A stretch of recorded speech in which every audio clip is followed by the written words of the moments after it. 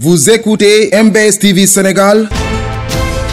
Culture, religion, sport, information, société, politique. N'oubliez pas de vous abonner sur la chaîne et de cliquer sur la cloche de notification pour ne plus rater aucune de nos vidéos. MBS TV Sénégal, la chaîne pour tous.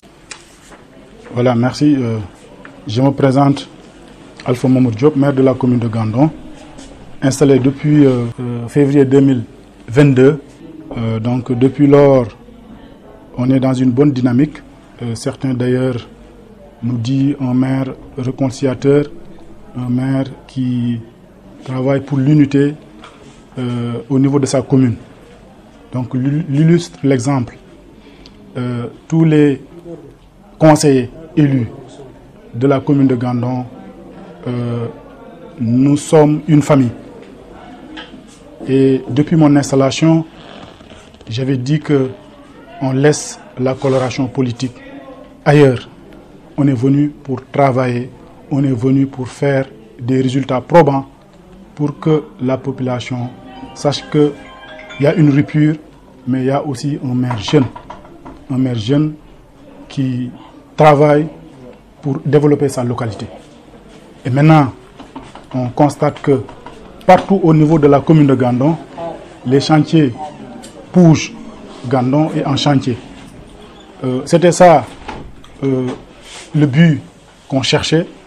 Et je me dis que la population est satisfaite de notre bilan à mi-parcours. Voilà, je veux revenir par rapport à cette session extraordinaire que j'ai convoquée aujourd'hui. D'ailleurs, on avait fait l'élection il y a 2 ans de cela. Il y a 2 élus qui avaient fait un recours. Après, le cour d'appel a demandé de reprendre le bureau municipal. Moi, en tant que maire, j'avais fait un appel au niveau de la Cour suprême. Donc là, c'était au temps de l'ancien sous-préfet qui était là. À un moment donné, on a un nouveau sous-préfet qui est un collaborateur, qui gère bien le contrôle de la légalité, mais également qui est un frère. Il m'a conseillé en me disant que le recours n'est pas suspensif. Je vous conseille de se conformer à la loi. Il m'a conseillé, j'ai invité le bureau municipal, on a fait une séance de travail, on a jugé nécessaire de reprendre le bureau municipal. C'est fait aujourd'hui, on a repris le bureau municipal, mais à l'unanimité, pratiquement, c'est les mêmes adjoints qui sont revenus. Mis à part une dame qui était avec nous, une brave dame, en l'occurrence la 5e adjointe au maire, donc Madame Aminata Sow. Maintenant, cette question, je pense que on a trouvé la solution et maintenant on a respecté la parité femme-homme, homme-femme. Voilà, donc moi, en tant que jeune maire qui incarne le changement, et au moment des élections locales, je faisais partie, ou bien j'étais le plus jeune candidat. La population voulait le changement. Ils m'ont élu comme maire. Donc en tant que jeune maire, je dois travailler pour changer non seulement Gandon en tant que village qui abrite la maison communautaire. Donc depuis 1960, depuis ma naissance, Gandon n'a pas changé de visage. Et Gandon abrite la maison communautaire. Donc moi, en tant que maire, je dois tout faire pour que la commune de Gandon, mais évidemment, Gandon se change radicalement. Et il y a de cela quelques mois, ou bien même quelques années, 2 ans, il y a un investisseur qui est en train de faire des palais de foot partout à Saint-Louis. Moi, j'ai jugé nécessaire d'avoir un palais de foot à Gandon. Donc, il est venu me contacter. Et moi, je dois vraiment travailler pour l'embellissement de ma commune. Donc ça va créer non seulement je vais embellir Gandon, mais ça va créer de l'emploi au niveau de Gandon.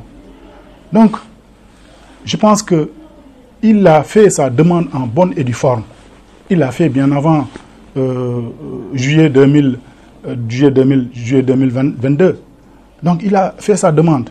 Nous, en tant que maire, mais en tant qu'autorité territoriale de Gano, on a donné un avis favorable à sa demande. Donc il a une délibération en bonne et due forme. La délibération est là, ça existe. C'est la délibération du 31 juillet 2023. Donc 2023, en un jour, ça fait maintenant 10 mois. Il a fait toutes les démarches pour avoir l'autorisation de construire. Moi, je l'ai même talonné, je l'ai même attaqué pour que cet investissement démarre. Donc, toutes les procédures ont été respectées. Il a commencé à faire les travaux de construction du palais de foot. Mais la délibération, l'objet de la délibération, c'était un site de loisirs. Donc, un site de loisirs, on peut faire un palais de foot.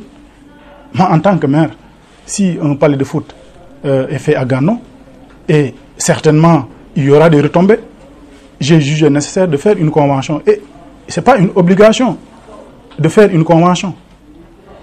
C'est une discussion entre l'autorité et le bénéficiaire du site. On a discuté, on a jugé nécessaire que ces retombées Gano doivent bénéficier de ces retombées, plus particulièrement la commune. Donc on est en train de faire un projet. Il y a un projet. Tant que le conseil n'a pas donné son avis, on parle de projet. Si le conseil donne son avis, c'est maintenant qu'on parle de convention. Maintenant, le conseil a donné son avis. Donc, la convention, dès demain, certainement, si on fait le projet, après avoir fait le projet, les présidents de commission vont travailler sur ça. Chacun a une touche à apporter. Mais si c'est fait, donc c'est en ce moment que les deux contractantes signent, les deux parties signent la convention. Donc c'est en ce moment qu'on peut parler de convention. Mais la procédure de l'autorisation de construire n'a rien à voir avec la convention. Il y a des dossiers qu'on lui avait demandé de fournir. Il a fourni tous ces dossiers. Et il y a une commission restreinte au niveau de la commune qui s'occupe de tout papier pour donner une autorisation de construire. Et je pense que la commission a déjà étudié avec ce promoteur pour lui donner l'autorisation de construire. Une notification qui lui permet d'exploiter et de faire ses travaux. Donc, je l'avais dit, j'avais demandé au promoteur de démarrer les travaux parce que bientôt la saison des pluies.